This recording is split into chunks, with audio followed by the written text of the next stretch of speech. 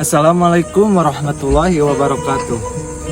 Alhamdulillahirabbil alamin wa bihi nasta'inu ala umuri dunya waddin wa ala alihi wa sahbihi azmain. Amma ba'du.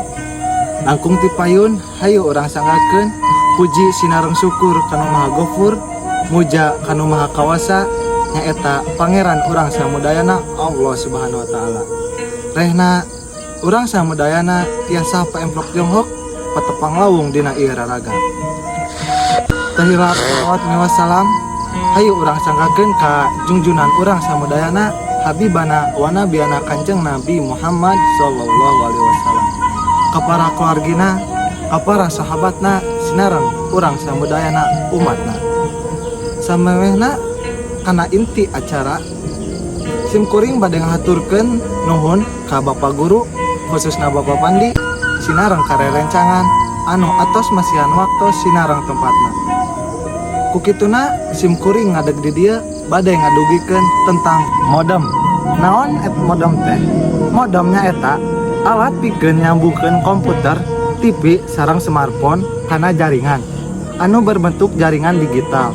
Naon wae barang anu tiasa berbentuk jaringan digital teh nyaeta salah sahijina TV, HP sinareng laptop. Tah kukituna ku ayana modem yen sinyal digital teh bakal dirubah jadi kana sinyal analog. Saatos dirubah kana sinyal analog, eta modem teh ngirim data ka mangrupa-rupa alat telekomunikasi.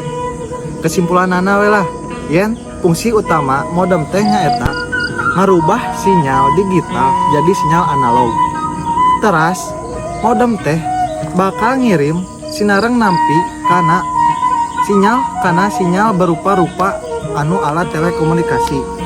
Sakitu wae nu tiasa simkuring dipasikeun. Simkuring bade ngaturkeun hapunten bilih aya kecap nu kirang merenah kana manahna.